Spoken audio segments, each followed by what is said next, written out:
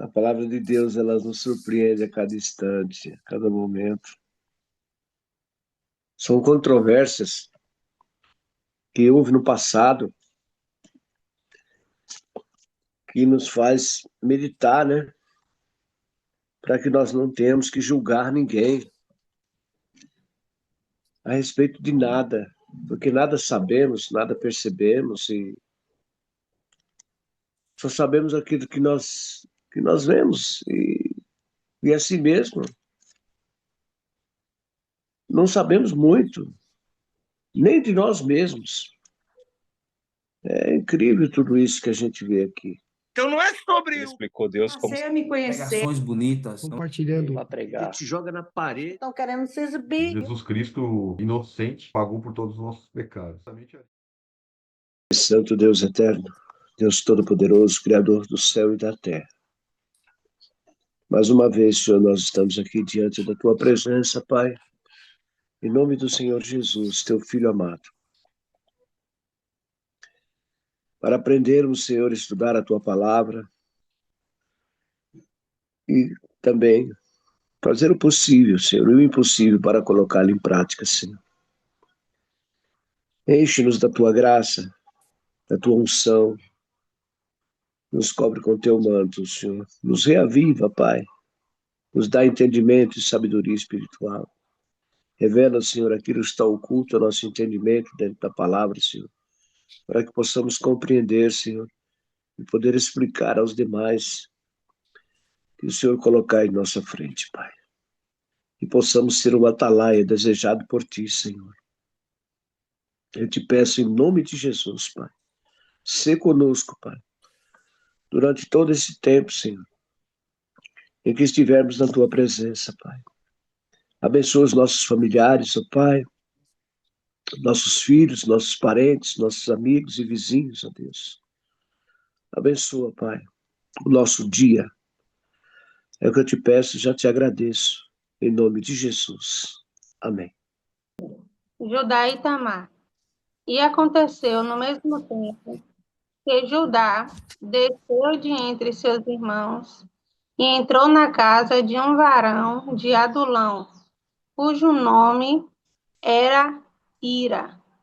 E viu Judá ali a filha de um varão cananeu, cujo nome era Sua, e tomou-a e entrou a ela. E ela concebeu e teve um filho, e chamou seu nome E tornou a conceber, e teve um filho, e chamou seu nome Onã. E continuou ainda, e teve um filho, e chamou seu nome Selá. E ele estava em Quezibe, quando ela o teve. Judá, pois, tomou uma mulher para o seu primogênito, e o seu nome era Tamar. Porém, o primogênito de Judá, era mau aos olhos do Senhor, pelo que o Senhor o matou. Então disse Judá a Onã: entra a mulher do teu irmão e casa-te com ela, e suscita semente a teu irmão. Onã, porém, soube que essa semente não havia de ser para ele. E aconteceu que, quando entrava a mulher de seu irmão, derramava-a na terra, para não dar semente a seu irmão. E o que fazia era mal aos olhos do Senhor, pelo que também o matou. Então disse Judá a Tamar, sua nora: fica-te viúva na casa de teu pai, até que Selá, meu filho, seja grande.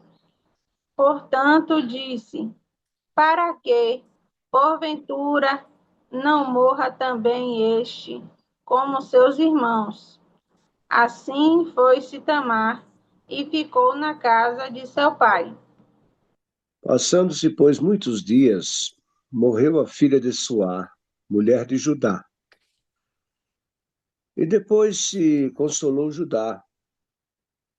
Subiu aos tosquiadores das suas ovelhas em Timnate, e ele e Ira, seu amigo, o Adulamita, e deram aviso a Tamar, dizendo: Eis que o teu sogro sobe a Timnate a tosquiar as suas ovelhas.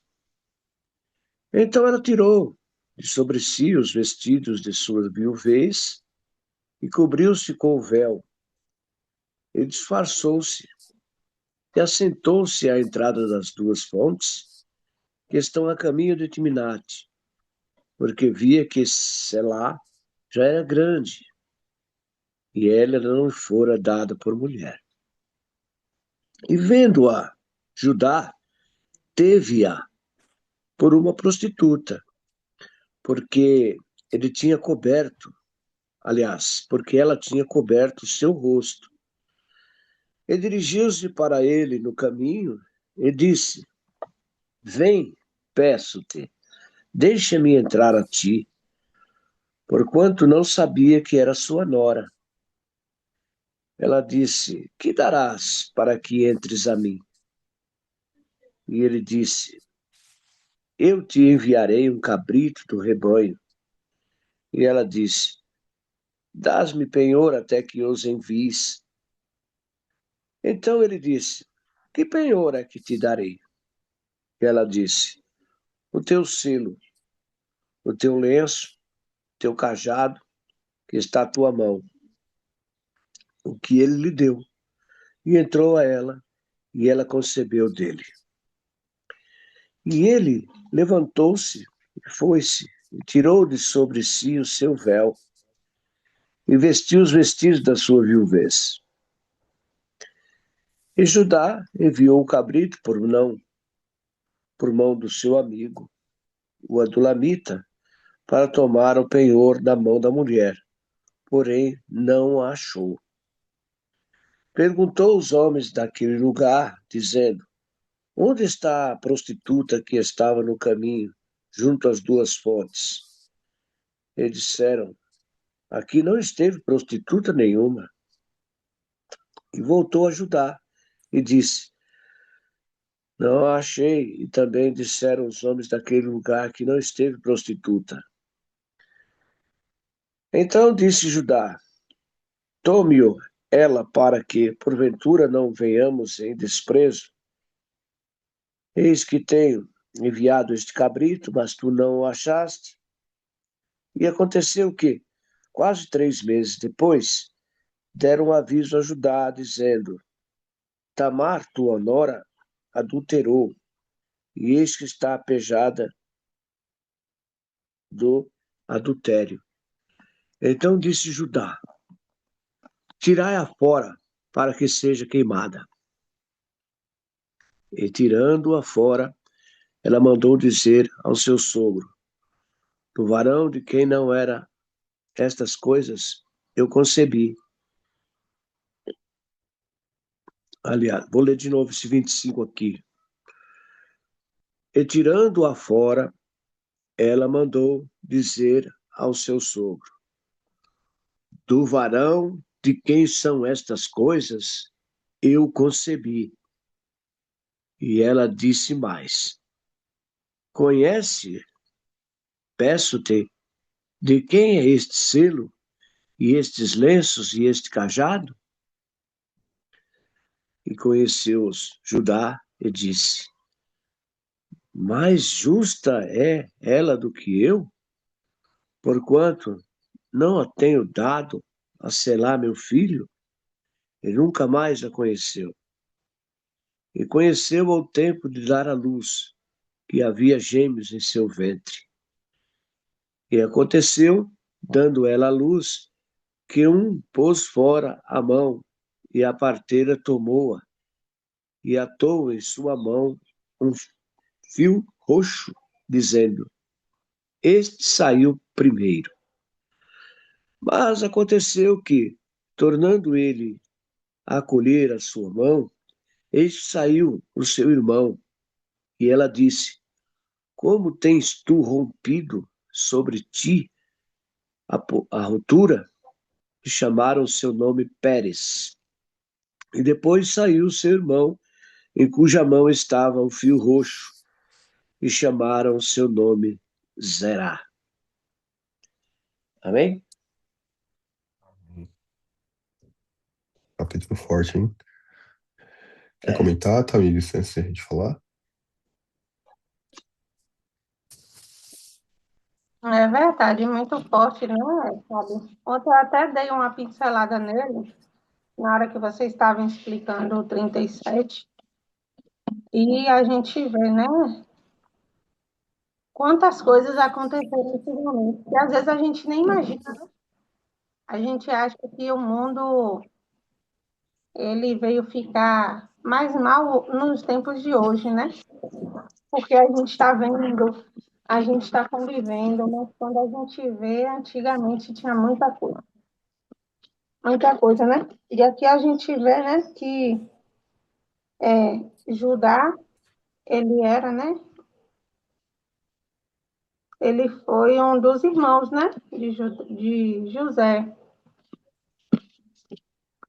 Ele foi um dos irmãos de José, né? E aqui a gente vê que o primeiro filho dele, Deus, o próprio Deus matou ele, né? Aqui, né? Eu não pesquisei, mas a Bíblia aqui, nesse capítulo, não relata o que ele fez de mal que desagradou o Senhor, né? Mas o Senhor foi e o matou. E o próximo irmão dele, né? A tradição antigamente era que se o irmão casava e ele morresse antes de dar um filho, o próximo irmão tinha que tomar como mulher, né? Para poder vir a outra semente. Mas o irmão dele, que teve que casar com ela, né? Porque era tipo uma lei, então era tipo uma obrigação, né? Tinha que casar. Não era uma escolha. Eles não tinham escolha, né? Eles tinham que casar. Então, casou aqui, só que ele não se agradou. Não se agradou porque o filho não seria dele, segundo o entendimento deles, né? Como era a tradição. Porque se um homem ele se relacionou com uma mulher, claro que o filho é dele, não é do outro. Mas, segundo a tradição, eles tomavam assim, né? Então, ele fez, né? Não vou falar claramente aqui, porque eu creio que os irmãos entenderam na hora da leitura, né? O que ele fazia para que ele não pudesse, não a engravidasse, né? Ele não a engravidou para que o filho dele não fosse chamado por semente de seu irmão. Então, Deus ele não achou agradável. Isso por ser uma tradição, né? De lá. E Deus não achou agradável e foi lá e matou ele também. E Judá, né? Foi e falou para Tamar, para ela ir para a casa do pai dela e, e cadê direitinho aqui? E cumprir, né, a sua viuvez lá, até que o próximo filho, sei lá, tivesse grande. Mas aqui também eu entendi, né, que quando Tamar, ela viu que, sei lá, já era grande e que o seu sogro não tinha dado a ela, né, como marido, ela quis ser até mais esperta, né, do que o próprio sogro. Tanto que ela fez isso aqui, né? Ela fez isso, que não era certo aos olhos deles, né? E nem aos olhos do Senhor, né? Creio eu, isso que é aqui que ela fez. Naquela época, né? Que ela tirou as suas vestes e foi ali ao poço, que era onde as mulheres prostitutas ficavam. Então, ela foi para aquele lugar. E o sogro, vendo ela, não a conheceu, né? Não a reconheceu. Porque aqui diz que ela estava, né?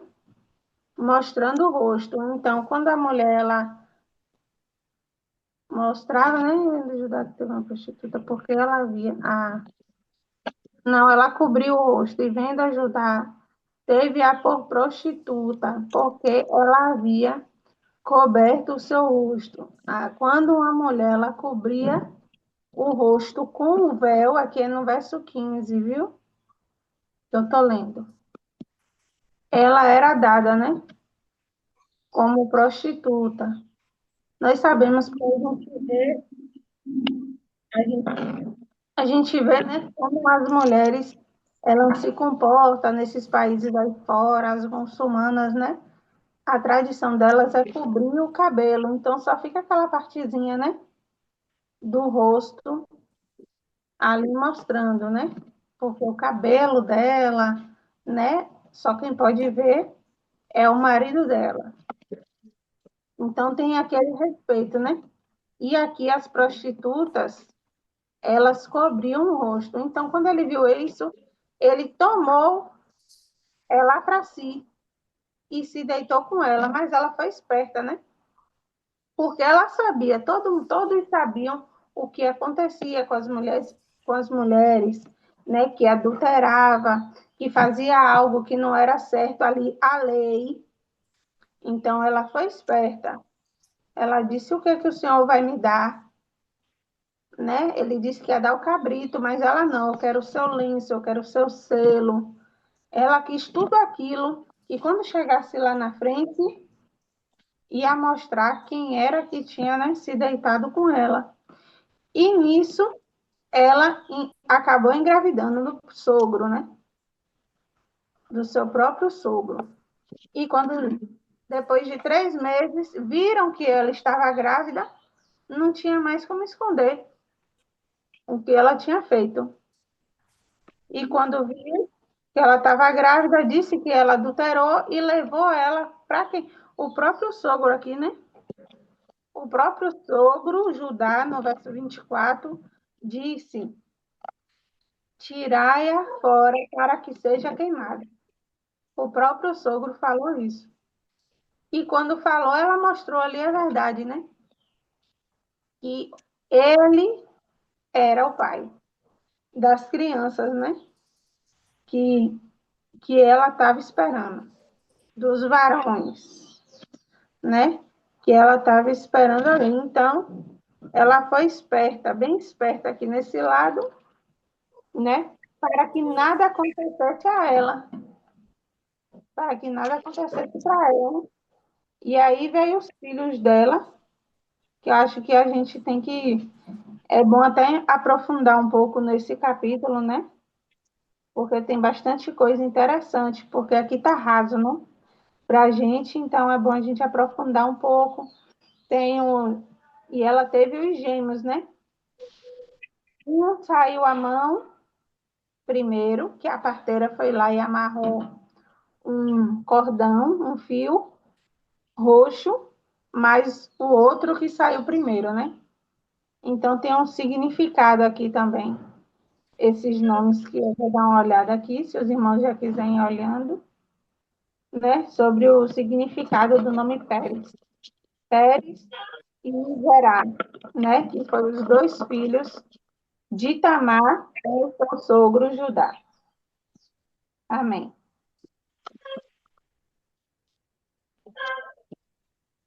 Amém. Amém. Obrigado, Thaís. Esse capítulo aqui, eu vejo aqui, ó, é interessante porque quando a gente volta lá no 37, lê pra gente lá, Somário, no capítulo 37, ó, o versículo 26.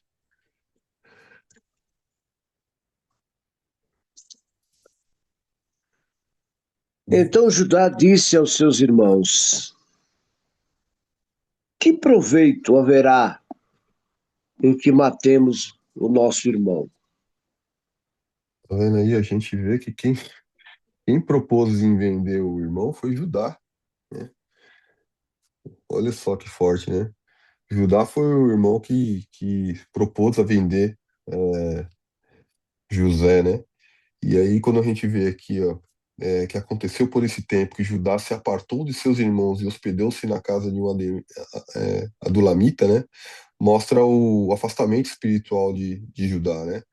Judá sendo contaminado pelo mundo e indo para cada vez mais se afastando de Deus, né? Tanto é que ele teve três filhos aqui, os três filhos deles, né? Não seguiam o Senhor aqui, ó. Os três não, pelo menos os primeiros dois, né? E conforme os filhos foram morrendo, né? Teve sim o caso dele dar a esposa, a Tamar, né?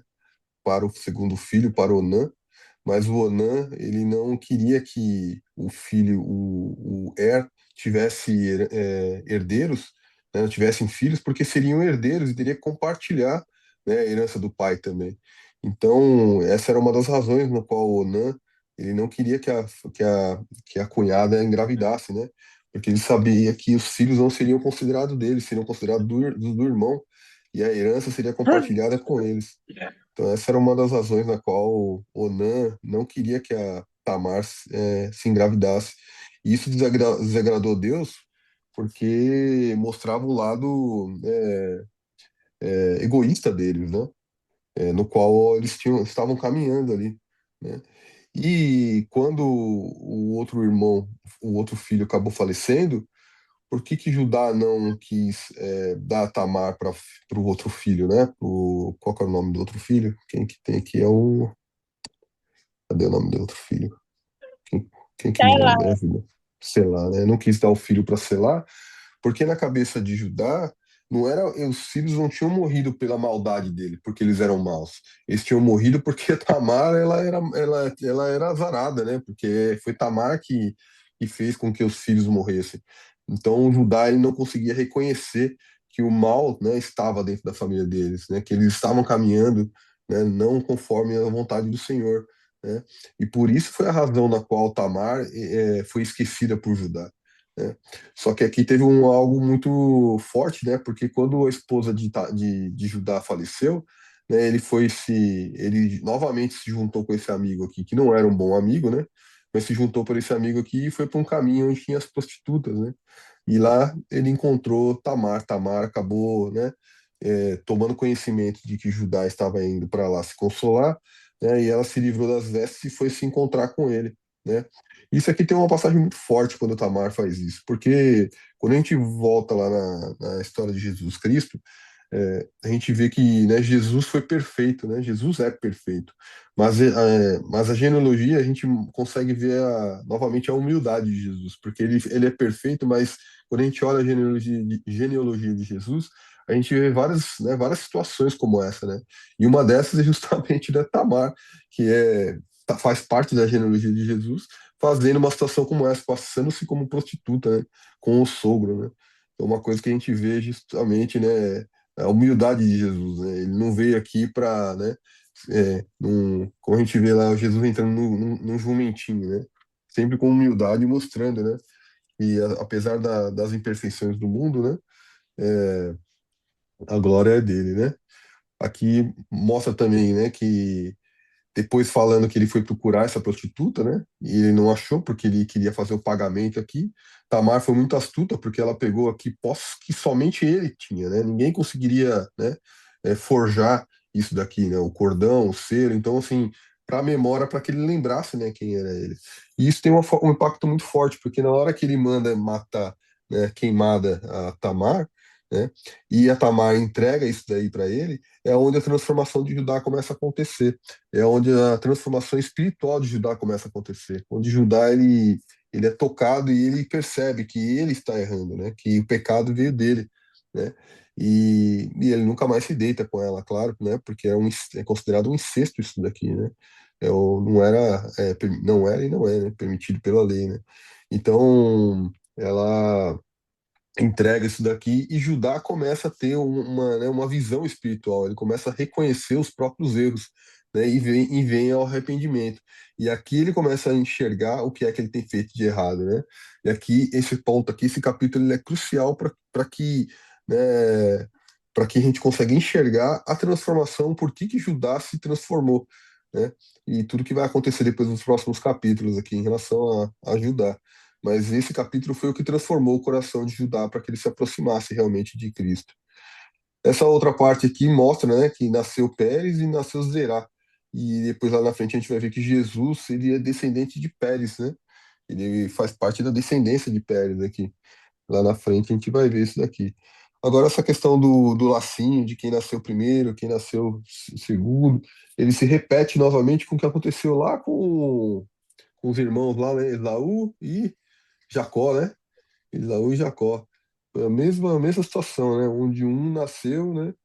Então Pérez, que colocou a mãozinha, não foi isso? Nasceu, tal, tal, tal. Ele enfiou, ele atou e disse: esse saiu primeiro, mas recolheu a mão, saiu o outro. E ela disse: como rompeste a saída? E lhe chamaram Pérez.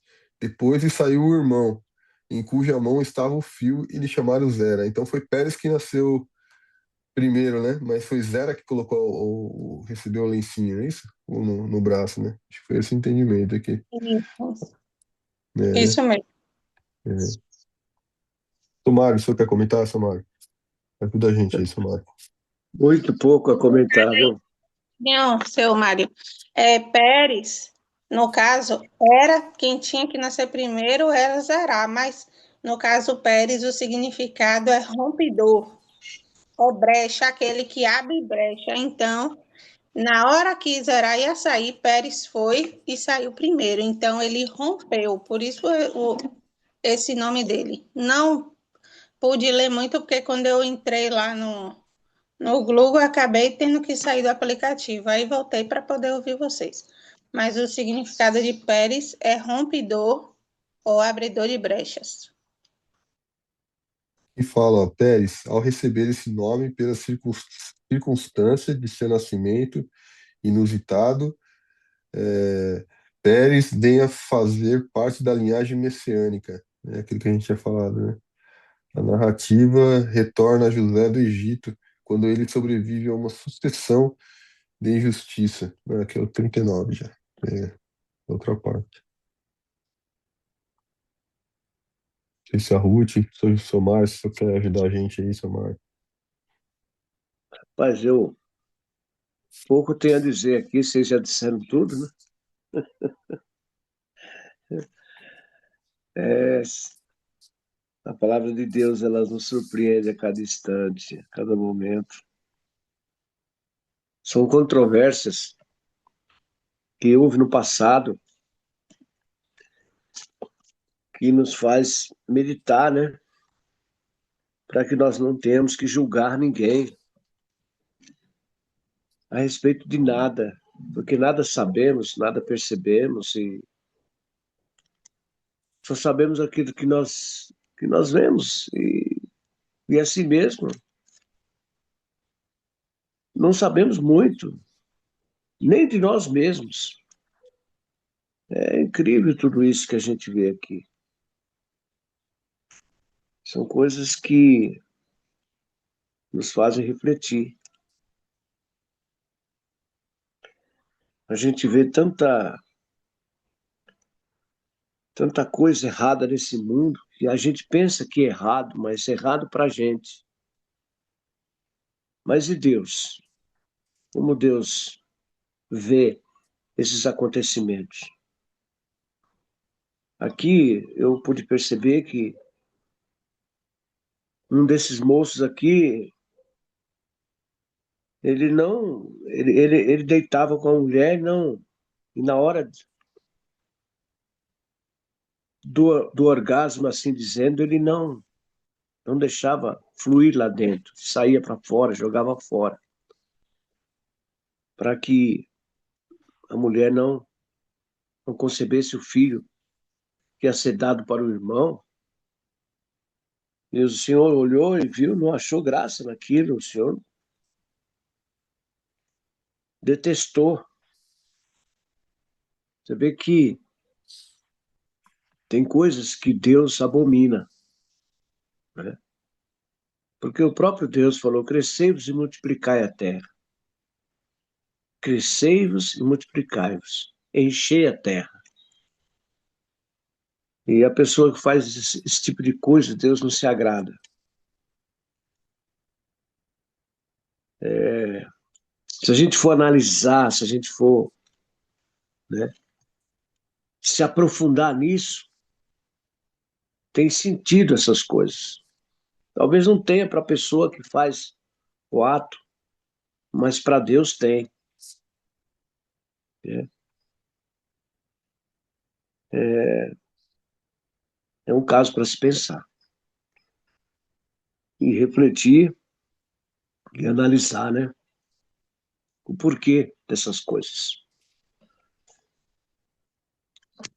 Eu não vou entrar muito em detalhe aqui, porque senão ia me aprofundar mais aqui.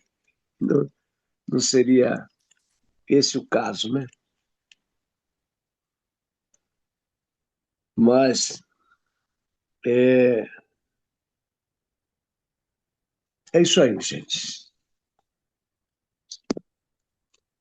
Se alguém quiser comentar mais alguma coisa, a Ruth, ou o próprio Fábio, tá com oportunidade.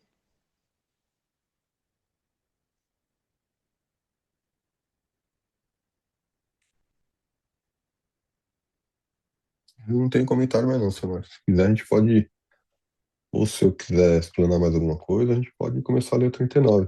Se o senhor quiser ler pra gente, o capítulo 39, eu não sei se os meninos Ó, têm alguma coisa pra Fábio. falar. Oi, Ruth. Não, não precisa ir, não. Tem ainda mais coisas que você pode falar daí. Entra no 39 amanhã. Por exemplo, os meninos que nasceram. O que se tornou a geração de Jesus. Ele primeiro foi a geração de Davi, e daí virou de Jesus. E talvez o punimento também tenha vindo por causa de que naquela época os israelitas não se misturava, né? E como ele saiu com a desobediência, a gente pode olhar também pelo lado de que essa desobediência, muitas das vezes, é aquela que visita a geração, sabe? O pai errou, foi lá para os cananeus, pegou uma esposa cananeia, e daí casou com ela, teve os filhos, e na hora que provavelmente os cananeus tinham o seu jeito de viver, o seu jeito de ser, e o filho dele aprendeu a ser mal, talvez com esse outro povo, porque o pai esqueceu quem era Deus, ele deixou Deus de lado, porque provavelmente se sentia culpado, certo? Pelo que ele fez, porque não tem como eles não terem se sentido culpado, porque quando você vê mais lá na frente que eles vão encontrar José, eles protegem o Benjamim, porque eles falam: não, meu pai já perdeu um filho, não pode perder o outro. Então, eles protegem o Benjamim porque eles estão todos se sentindo culpados pelo que eles fizeram com José. Então, por causa disso, eu acredito que o Judá, por ele ter dado como é que fala, a ideia para fazer isso, ele tinha que sair do meio, porque os outros devem que falavam, foi você que mandou fazer. Porque quando você vive numa família grande, os irmãos brigam e um julgam o outro, e quando você erra, você acaba sendo condenado também. Todos erraram junto com ele que concordaram, mas a ideia veio dele. Então ele vai e com certeza aquele erro dele, como ele deixou de. Não parece ele ter tido arrependimento, né? Antes, só depois. Então, ele estava ali, não estava nem aí, não deve ter ensinado, mostrado o caminho para os filhos dele. Ele entrou numa outra história, num outro povo, uma outra cultura. E daí Deus já não estava feliz. Aí depois viu que o filho não andava segundo o propósito dele. Não, igual fala, a Bíblia não fala qual foi a maldade do primeiro filho, porque Deus o eliminou. Aí também o outro, por ser egoísta, não querer perder a herança dele, não aceitou as tradições também, de qual ele vivia lá no meio. Então, eu acredito nisso, sabe? Que quando a gente não não tá no propósito de Deus, tudo pode acontecer. Quando a gente não tá com Deus na direção, igual eles não estavam, mas Deus tinha um propósito, como a linhagem mais forte que tem é essa, porque é a linhagem que veio Jesus. Então, Deus estava no controle, como ele sempre está em todas as histórias, em todas as gerações. Então, é isso. Eu acredito que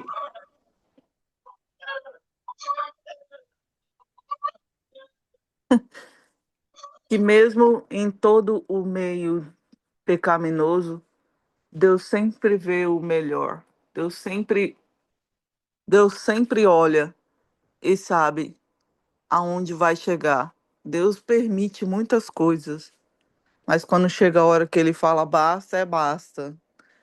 E aí a história muda, como essa que mudou e se tornou a geração de Jesus.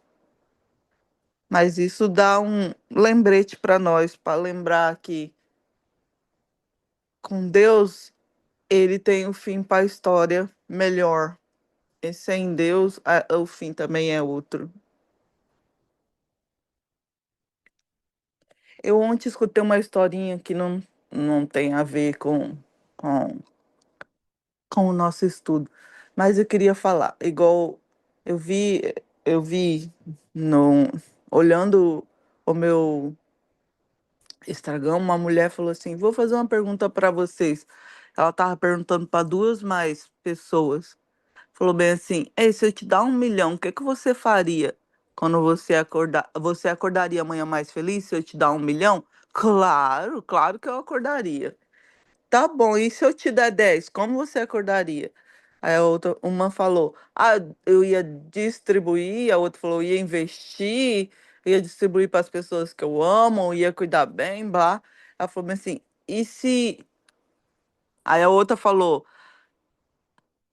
Aí ela falou: e daí se eu te desse os 10 milhões e você não tivesse que acordar porque ganhou os 10 milhões? Sai fora, eu ia devolver os 10 milhões e ia querer acordar. Ela falou bem assim: ah, então tá. Então por que é que você acorda todo dia reclamando, não querendo acordar, achando difícil a vida, se com 10 milhões você preferiria deixar ele e acordar? Então, assim, eu fiquei refletindo sobre isso. O que é melhor, ter o mundo todo, o dinheiro todo, ou acordar e fazer o que é certo? Eu quis falar. Não sei porquê, mas eu quis falar. Essa é uma reflexão importante, né? Profunda. E olha, né? É o que você falou aí, né? Que vale o mundo todo, né? E a gente não tem Deus, né? E eu tava vendo aqui, ó, uma outra reflexão também nessa questão dos irmãos que nasceram primeiro, depois nasceu segundo. Novamente, né? A gente vê, né? O primogênito nasceu, e aí é o segundo filho, né? Que acaba recebendo a bênção aqui para sendo escolhido aqui, né? E aí me traz uma reflexão, né, para justamente o que Jesus vem ensinando a gente a todo momento, né? A questão da humildade, né? Porque não é porque um nasceu primeiro que aí ele tem direito a todas as mordomias, né? Mas que esse filho mais velho ele tenha humildade, né, para reconhecer que todos são iguais, né? Que apesar dele ter sido, né, o primeiro, mas ele precisa caminhar com humildade, né? Todos nós, né? Caminhar com humildade, caminhar com respeito, né? Com os outros irmãos, que tem um ensinamento forte nessa questão aqui do primeiro e do segundo também, né? E outra coisa que eu não tinha pensado também é o que você falou, né? Eu achei interessante é o coração dos irmãos ali de José, né? Provavelmente deve ter sido muito difícil para eles, né? Desde o momento onde eles venderam José até o reencontro de José, né? Provavelmente eles tiveram uma luta espiritual muito forte ali caminhando sabendo que tinham feito tal coisa, né? A tristeza do pai, né? Vendo a tristeza do pai, durante todos aqueles anos, em função, né, de ter perdido José, né? Então, quão dolorido aquilo foi para a família toda, né? Então, eles devem ter caminhado, é, e geralmente, grande parte das vezes, a culpa nos afasta mais ainda de Deus, né? O sentimento de culpa de que nós não somos merecedores, né? E acaba levando para autossabotagem e cada vez mais se aproximando das trevas, né? Se afastando de Deus, né? Permitindo que as trevas se aproximem, né? Isso realmente é algo que deve ter perseguido eles ali durante muitos anos.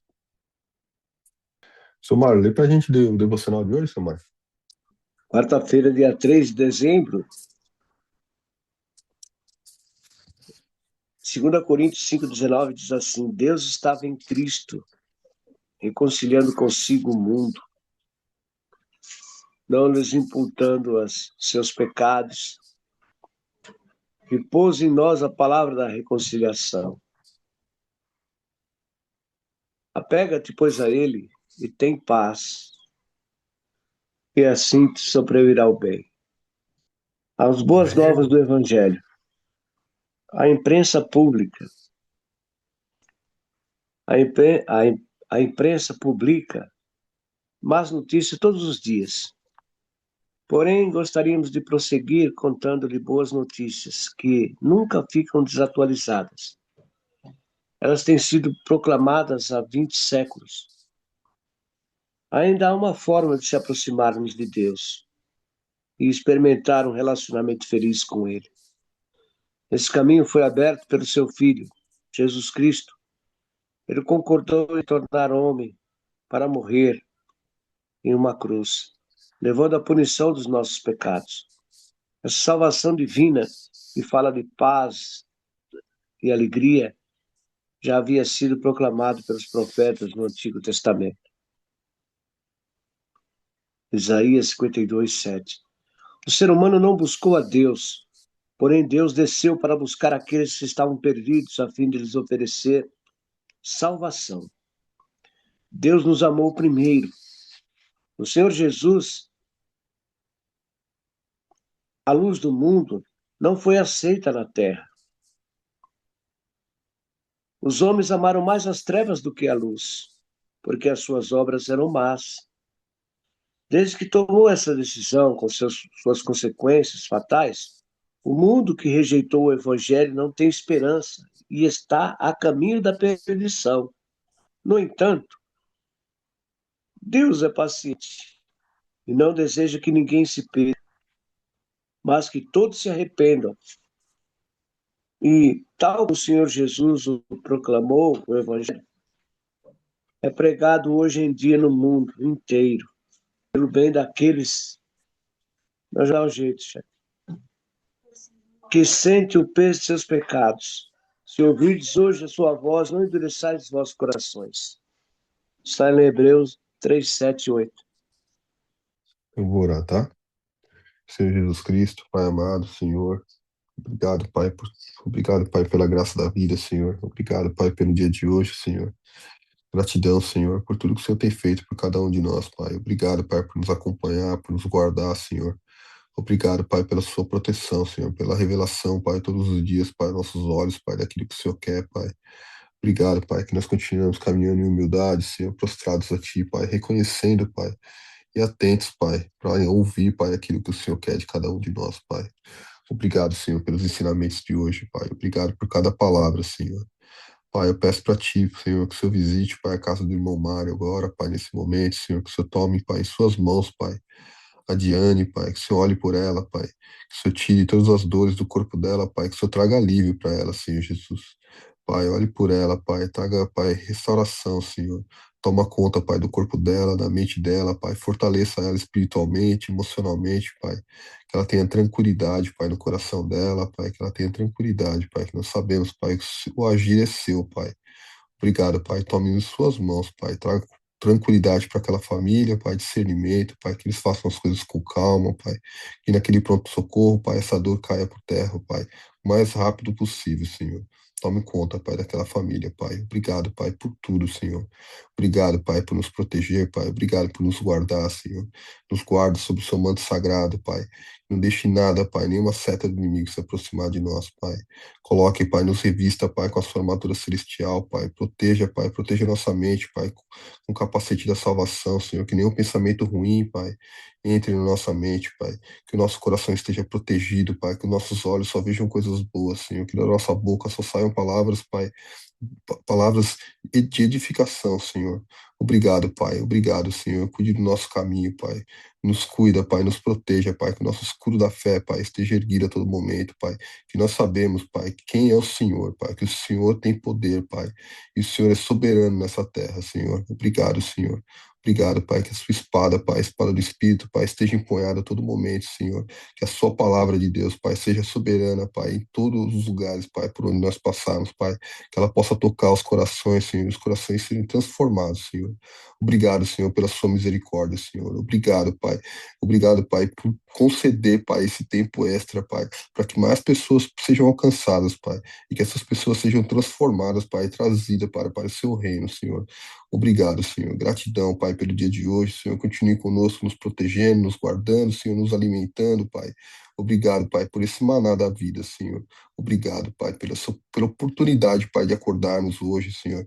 Pela oportunidade de estarmos vivos, Senhor. Obrigado, Pai, pela oportunidade, Pai, de nos reconhecermos, Pai, como seu filho, Pai. Obrigado, Senhor, pela oportunidade de nos arrependermos dos nossos pecados, Pai, reconhecermos nossos erros, Pai, e reconhecermos quão grandioso o Senhor é, Pai. Em nome de Jesus eu te agradeço, Pai, agora e para sempre. Amém, Senhor. Amém. Então não é sobre Ele explicou Deus como Você me conhecer. Pregações bonitas. ele vai pregar. ele te joga na parede. Estão querendo se exibir. Jesus Cristo, inocente, pagou por todos os nossos pecados.